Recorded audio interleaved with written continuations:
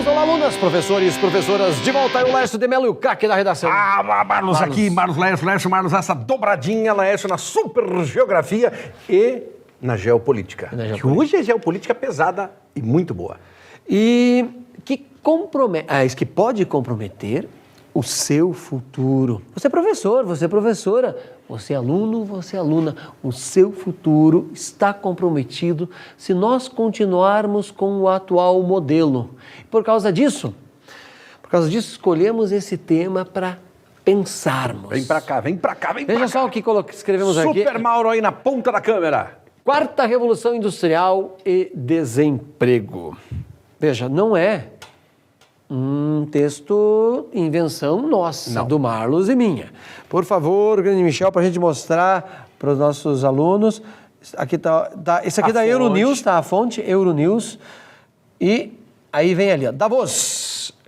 Quarta Revolução Industrial poderá custar 5 milhões de desempregos, no caso, né? Até 2020. 2020. Então, e espera aí, nós estamos há 3 aninhos disso acontecer. Tá aí. Não é 2020, não é uma coisa, 2020 está pertinho. Bom, Davos, todo mundo sabe que é aquela cidadezinha na Suíça. Depois eu mostro um mapa, né? Uma cidade muito pequena, pacata, mas que de repente todos os anos recebe mundo, discussões econômicas. Só que dessa vez chegou-se a um dilema. Nós estamos entrando, já explico essa questão se tem ou não tem quarta revolução industrial, mas esse foi o título da matéria.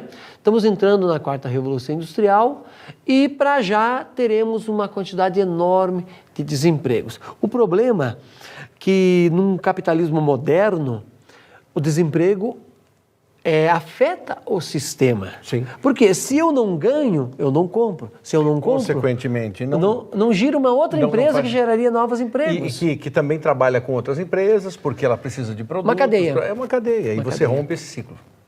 E aí há problemas. Então, refletir sobre isso, tá? Pensar sobre isso. Pode olhar no seu material. Tem vários, mas inúmeros assuntos em história, em geografia, vai ter temas ligados ao inglês, que pode ser debatido com isso, sociologia, filosofia. Você pode unir aí, fácil, 5, 6 disciplinas para discutir, teremos ou não esses desempregos. Essa manchete é alarmista ou não? Ela tem um fundo de realidade ou não? Até o momento, é questionável se uma tecnologia causa desemprego. Vamos pensar sobre isso. O disco de vinil. Concordo plenamente que aquelas pessoas que trabalhavam fazendo o disco de vinil perderam a sua função. Primeiro perderam para o DVD e depois perderam para o MP3. Eu não sei o que está rolando aí hoje. E assim vai. E esses também já não tem mais sentido, porque a cada momento já vivemos uma situação em que o DVD, o CD, deixa de ter valor e ao mesmo tempo o CD-ROM. Porque nós pensamos em aula, a tecnologia, né? A tecnologia é inevitável, professora, colega nosso.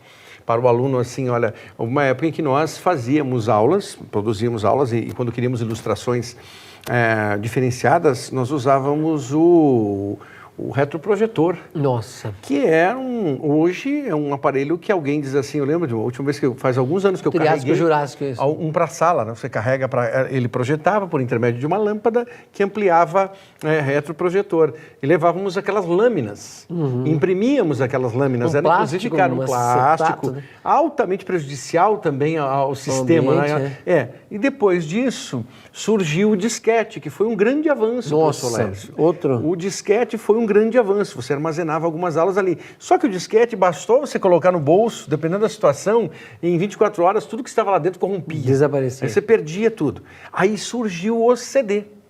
Este CD era maravilhoso, porque era um armazenador de dados, só que ele não podia ser reaproveitado, aí gravou ali, já não tinha mais, e daí surgiu o regravável, tudo era, porque queimava ali, ficava a imagem e foi embora. Hoje nós sabemos que um substituto é o que está aqui no meu bolso. E ele nos acompanha, mas não por muito tempo. Porque tudo vai para a nuvem, né? É o substitutivo, que é o pendrive. Esse é o substitutivo.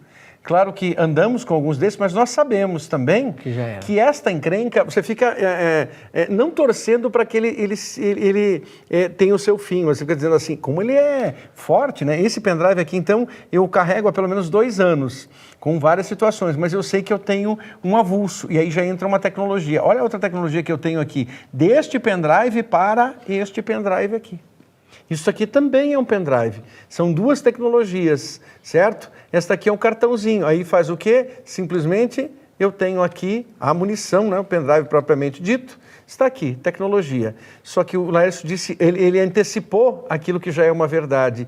Isso aqui está com uns dias contados. Já é nuvem agora. É nuvem. Você não precisa ficar transportando situações. Nós sabemos que alguns colegas professores usam no seu crachá. Então ele põe no seu crachá e ele amarra isso aqui justamente para ele não perder, porque a gente acaba perdendo. Quantos nós já perdemos na vida, Quantos perdemos aqui na vida? Aqui no Niese, quantos ficam por aí pendurados, né? Deixa aí. Mas então o Léo citou, já é um avanço.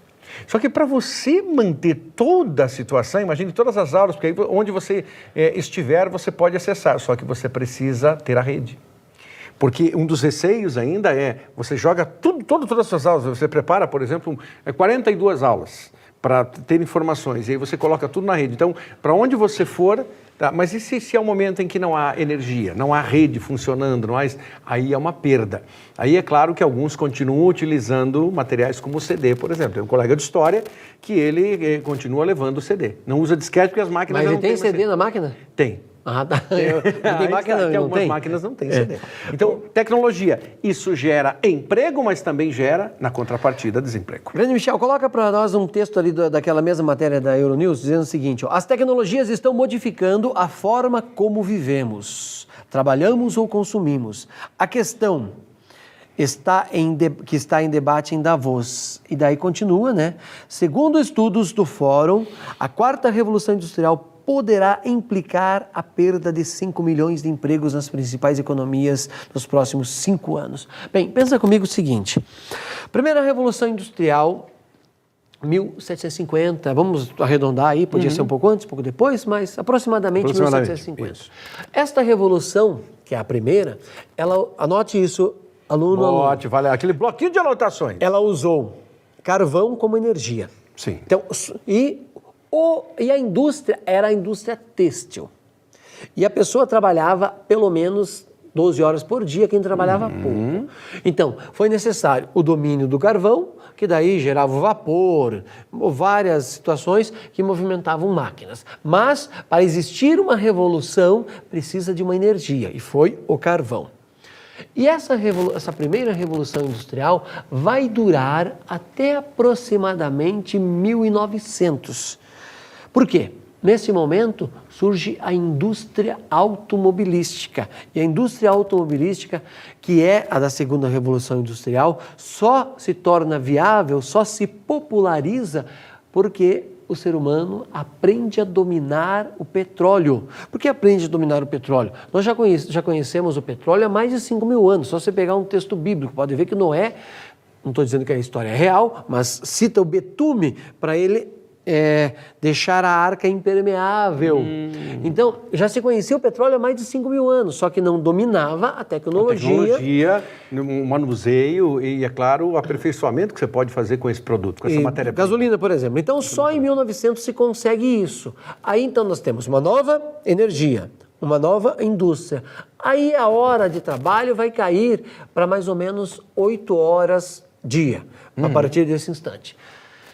Bem, aí vem a chamada terceira revolução industrial, que não está claro ainda. E o pessoal já está falando em quarta, por isso que eu estou lhe chamando a atenção nisso. Na hora de fazer um texto, você não cair aí. A terceira revolução industrial, em tese, seria o quê? A informática. Tá? A informática e a energia limpa. Só que não foi popularizado essa tal energia limpa ainda. E a 4ª Revolução Industrial que está se falando? Tudo bem, eu entendo que a 4ª Revolução Industrial pode estar, ou estará, é bem possível isso pelo encaminhamento, relacionado à nanotecnologia, que é, por exemplo, eu tenho, sei lá, HN1, aplico um robozinho na minha veia que vai simplesmente captar o vírus ou a bactéria da doença que eu tenho no meu corpo e eu estou limpo com isso. Um exemplo da aplicação da nanotecnologia, né? Sem contar que a capacidade de fazer uma pessoa que é tetraplégica andar, novamente, pessoas que perderam a visão poderiam enxergar, perdeu a audição poderiam ouvir de novo, ou fazer o automóvel ter uma outra relação, talvez até voar, mas isso ficou longe. Então, como o tema apareceu e se popularizou, nós temos que estar atento para não errar na hora de discuti-lo. Nesse contexto todo, muito bem colocado pelo professor Laércio, entra a ausência de qualificação e a extinção de funções e o aperfeiçoamento que cada indivíduo pode ter. Então, perceba, há um leque aqui. Quando nós abordamos essa temática vai ao encontro de uma revolução. Se eu tenho revolução, eu tenho algo que transforma, algo que modifica as coisas, que faz com que surja todo um processo de alteração. E é a quarta. Muito bem, então o mundo está vivendo isso. Trabalha com a indústria, por quê? Porque a indústria é quem confecciona, é quem gera empregos e quem faz produtos. Tudo isso compreensível. Mas parece um antagonismo gerar desemprego quando deveria gerar mais emprego. Vai gerar desemprego pela ausência de qualificação. E aí é inevitável, não é, professor Laércio, nós unirmos esse aspecto à questão política. Sim. Então, é inevitável porque aí vamos remontar ao Brasil. O Brasil saiu dos anos 1990, olha a abordagem histórica aqui necessária.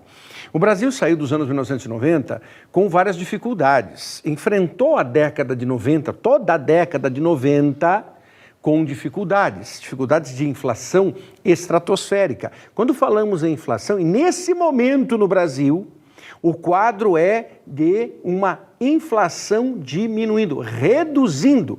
A inflação perdeu o seu fôlego. Felizmente, sob vários e vários aspectos, tá? Embora alguns fiquem alegres com a inflação. Então, alguns que eu digo, alguns que pertencem a sistemas, como, por exemplo, o sistema bancário. Nós chegamos agora em 2016 a um recorde, a um juro de 300% no cheque especial. 300% no cheque especial é um número para ninguém botar defeito. Quando a inflação ela está lá na casa dos 10%... Não, você está mentindo. É 349% no cartão de crédito e 400% no cheque especial. É maior no cheque especial. É pior a informação. Eu não gostaria que o professor Márcio estivesse certo. A informação do Banco Central era essa, né, no sentido de 300%. É uma coisa absurda. Aliás, se fosse 100% já seria demais. Desnecessário. E aí, é claro, o mercado financeiro ganha, na verdade, discutindo que isso se deve aos maus pagadores. Então, a premissa é você emprestar o dinheiro já sabendo que o cara não vai te devolver. Então, por conta disso, você vai emprestar para muita gente, porque alguns vão devolver, só que esses que devolverem vão pagar o preço daqueles que... Ou seja, inviabiliza todo o sistema de produção. E a nossa Constituição diz que esse tipo de juro é coisa de bandido. Só que como a maior parte das vossas excrescências que lá estão instaladas, elas foram eleitas pelo voto, mas com a propaganda paga pelo dinheiro desses bancos, então elas não fazem valer, não regulamentam o artigo da Constituição que diz que esse tipo de juro torna a coisa absurda. Professor, aluno, vale a pena colocar no currículo dos alunos e no seu um filme com Al Pacino e Jeremy Irons chamado O Mercador de Veneza. Quando eles é Shakespeare, isso? Shakespeare. E este ano tem 400 anos de Shakespeare. De Shakespeare. Vale a pena você colocar isso no seu currículo, porque o Al Pacino faz o papel de um judeu e o Jeremy Irons faz o papel de um cristão.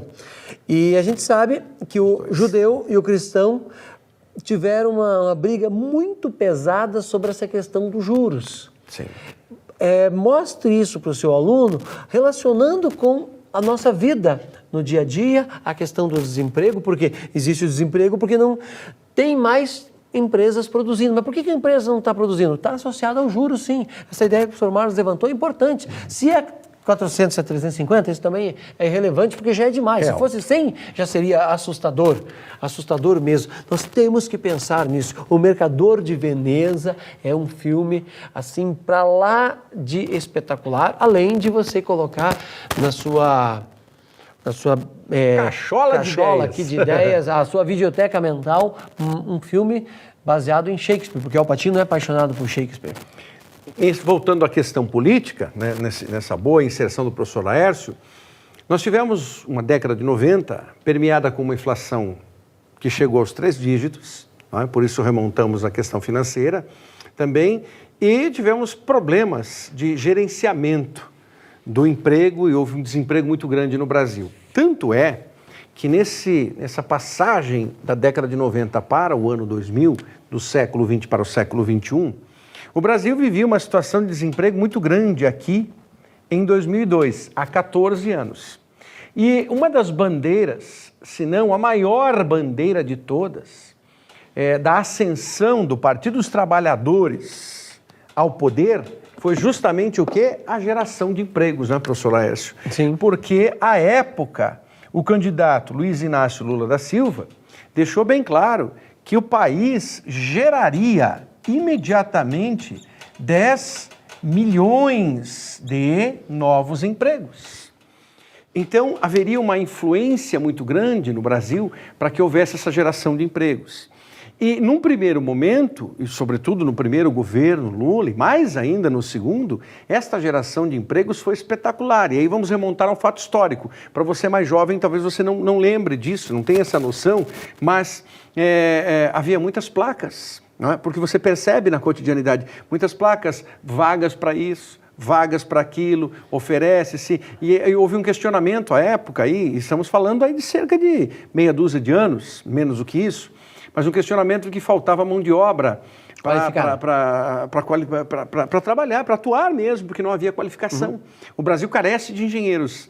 Hoje, curiosamente, nós vivemos um efeito poderoso de desemprego e mesmo pessoas qualificadas já perderam a sua função. Então nós vemos um efeito inverso. Se esta revolução industrial começar a atender e atingir este país chamado Brasil de forma mais consistente, no país nós teremos ainda mais desemprego. E é claro que aí, se fosse uma proposta de intervenção social, professor Laércio, o que eu escreveria? Que uma maneira de você erradicar isso é qualificando o profissional para outras profissões que possam surgir. Bom, esse dado do chamado aí governo PT, e agora que continua o governo PT, que está toda a crise, mostra o seguinte: nós votamos pelo emprego. Sim. Se eu tiver emprego, eu voto, não me interessa a questão ideológica. E quando eu não tenho, eu fico contra quem está no poder.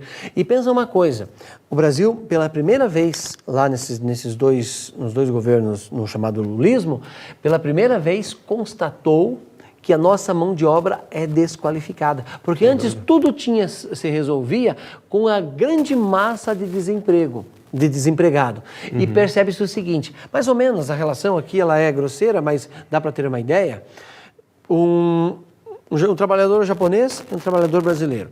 Os dois no mesmo tempo de trabalho, vamos pensar 1 hora. O trabalhador japonês fará 100 e o trabalhador brasileiro fará 75. Isso é desqualificação. Só você multiplicar agora. Imagine se isso o professor Laércio citou 1 hora. Agora vamos colocar 8 horas de trabalho. Sim. Qual é a diferença? Isso gera um montante no final do ano. E daí 1 mês. Modifica o PIB do país isso. Sem dúvida. Agora, professores, professoras, alunos e alunas, não aceitem mais, em qualquer esfera de poder, alguém que fale em ensino de manhã, tarde e de noite. Não existe nenhum país do mundo que se desenvolveu com ensino de meio período. Vou lá, falar bem devagar para você gravar isso.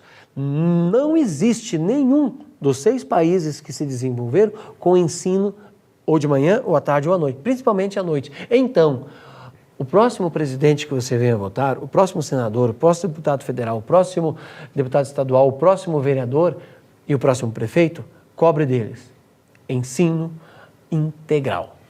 O professor Laércio cita isso por quê? Porque o tempo em que o aluno fica em sala de aula no Brasil é pouco. E não é porque ele tem 50 minutos ou 45, que alguns dizem assim, mas 50 minutos. Modificam a educação. Não modificam, tá? Não modificam porque se as aulas forem ruins, você pode colocar 3 horas. Não modifica. Agora, se você tiver um planejamento adequado, com aulas de manhã, com um período de refeição e de outras atividades, uma refeição e à balanceada, tarde uma continuidade de estudos com acompanhamento, é mais rentável do que esta realidade de crianças chegando de madrugada na escola, porque escolas abrindo 7h10 da manhã. Permitindo às 7h10, o indivíduo é um sonâmbulo. É um zumbi. Ele vai para 7h10, ele está em aula, ele chega às 7h10 e ele encara uma aula de física. Eu olho as escolas às 7h10 da manhã, tenho a impressão que eu estou vendo uma tela do Walking Dead. Mais ou menos. Aquelas crianças chegando, né? 7h10. E aí elas saem meio-dia, meio-dia e 20, meio-dia e 15, meio-dia e 20, meio-dia e 30. E depois elas têm a tarde inteira com uma situação de ociosidade que poderia ser benéfica para outras situações. Então a fala do professor Laércio está coberta de razão no sentido de como nós podemos combater o desemprego voltando à temática proposta. Combatemos o desemprego quando houver mais qualificação. E esta qualificação ela não tem a ver com cor partidária, porque até 2002, quem administrava, vou trocar a cor, né? Até isso, eu vou trocar a cor. Troca azul. Então, quem administrava exatamente era o PSDB. Mas quem, na verdade, estava por detrás de tudo isso era o PMDB, que atuou como o partido que conseguia manipular aqui e manipular aqui. Então, eu estou dizendo com isso o quê? Agora eu vou fazer a coisa que eu quero fazer. Que estas cores partidárias não conseguem traduzir aquilo que as pessoas precisam. Uma qualificação maior para daí sim ter emprego. E se houver desemprego é uma contingência, não pode ser alarmismo, né, professor? Perfeito. Fechou, amigão? Eu fiquei só demonstrando que é Davos. Sim, por favor. Coloca lá, grande Michel, o mapinha para nós. Ó, Davos. Olha aí. Então, aqui está a capital, certo? A capital Zurique, capital da Suíça. E Davos está aqui nesse cantinho, Isso mesmo. tá? Aqui está a cidadezinha onde os nossos chefes de Estado se escondem com medo de terrorismo na hora de fazer o seu grande debate do que vai ser feito com a questão do emprego no mundo, que está na tua rua, no teu bairro, na tua cidade, no teu estado, no teu país, e automaticamente, quando o mundo tem mais emprego, o Brasil também funcionará Com toda melhor. certeza. Fechamos a conta? Obrigado, meu amigo. Grande abraço. É um tema com viés político extremamente relevante para você pensar e para que nós escrevamos. Todos esses apontamentos valem, se não um texto, valem uma reflexão. Aí é contigo. Até mais, abraço. Até a próxima.